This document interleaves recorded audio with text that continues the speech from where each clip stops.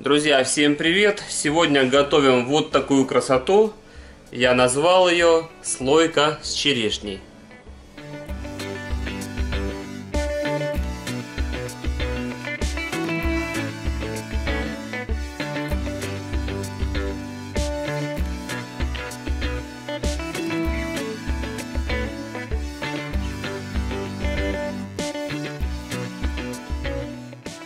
Рецепт очень быстрый, простой, минимум ингредиентов, и буквально за 10-15 минут вы его сможете приготовить.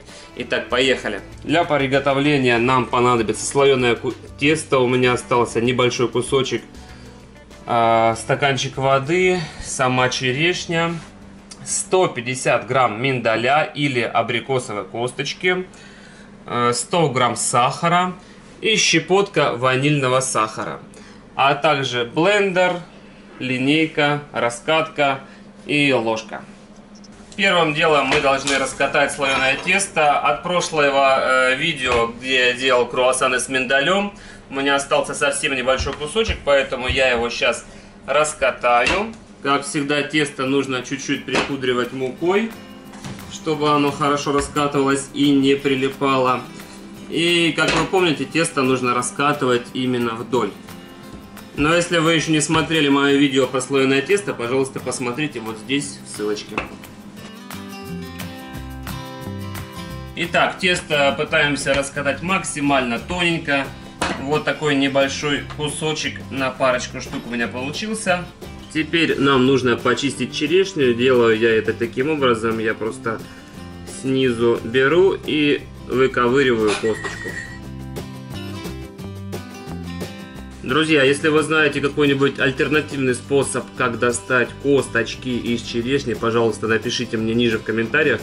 Я помню, в детстве бабушка мне рассказывала, что можно то ли иголкой как-то доставать черешню. Я помню, она компот готовила, и как раз получалось, что черешня была уже без косточек. То ли вилочкой доставали как-то, то ли... Ну, я вот приноровился ножом. В принципе, тоже неплохо. Ну, особенно, когда вот небольшой объем. Если что, также для этого рецепта вы можете использовать замороженную черешню. Замороженная черешня, она уже идет без косточек обычно. Ну, покупная замороженная черешня. Обычно мы ее используем в своих рецептах. Но так как сейчас июнь, жара, и уже вот поспела прекрасная свежая черешня, поэтому лучше, конечно же, сейчас работать со свежей. Вот, для нашего рецепта хватит буквально 14 штучек. Вот, потому что я, наверное, больше 2 штук не смогу сегодня сделать, вам показать. Вот, так что на одну слойку будет уходить примерно 7-8 штук черешни.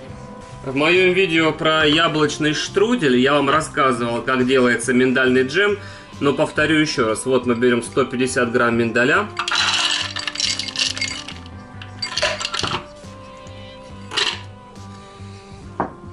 100 грамм сахара и щепотку ванильного сахара. Ваниль в джеме из миндаля придает очень интересный вкус. И все это перемешиваем. На перемешивание уходит буквально 20 секунд. Получается вот такая сахарно-миндальная крошка. И теперь в эту миндальную крошку мы добавляем 3-4 ложки воды. Я обычно добавляю 3, но потом приходится добавлять еще одну, поэтому добавляем 4. И опять смешиваем. Так, смотрим, что получилось. Ну, все-таки, да, 4 ложки воды этого вполне достаточно. У нас получается вот такая пластичная масса, которая, причем не прилипает к рукам. Вот, и которую мы будем сейчас использовать. Все, в общем, для будущих рецептов запоминаем, что нам нужно именно 4 ложки воды. Так, теперь мы должны сделать квадратики по 12 сантиметров.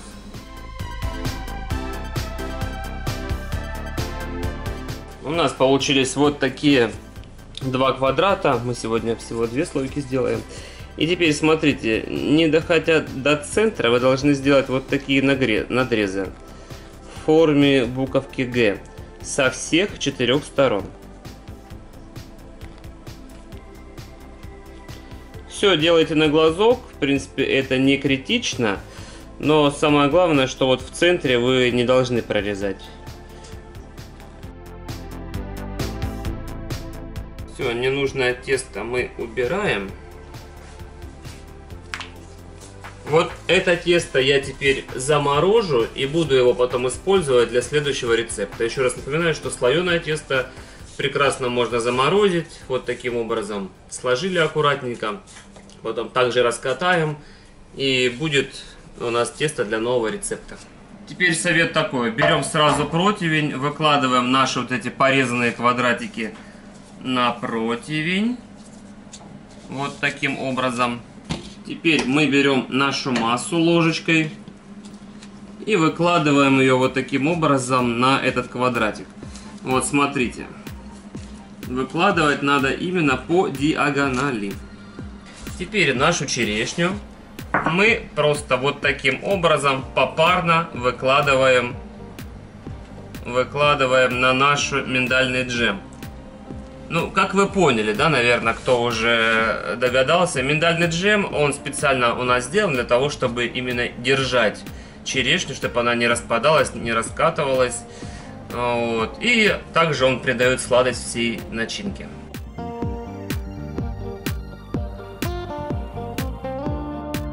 Теперь нашим слойкам нужно придать красивую форму. Мы берем один конец и берем параллельный конец, и их вот так вот с нахлестом закрываем друг над другом.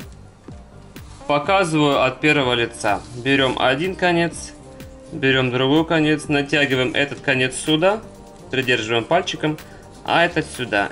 И здесь снизу подворачиваем. Получается вот такого подобия цветочки. Дальше, чтобы придать красивый бронзовый оттенок при выпечке, мы наши слоечки должны немного смазать яичком. Так, друзья, веганы-сыроеды, пожалуйста, кому не нравится смазывать яичком, смазывайте чем-нибудь другим.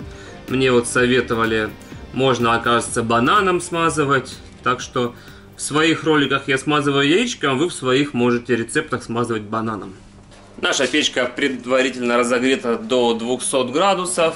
Мы нашу красоту отправляем вовнутрь и ждем 20 минут. Итак, 20 минут у нас прошло. Смотрим, что у нас получилось. И достаем нашу красоту. Ну, я думаю, получилось довольно-таки неплохо. Проконтролировать процесс и понять, готово или нет, мы можем следующим образом. Смотрите, переворачиваем выпечку и смотрим. Если снизу хорошо все пропеклось, посерединке пропеклось, значит все готово. Теперь нам осталось наши слоечки положить на подносик и отправить на витрину магазина.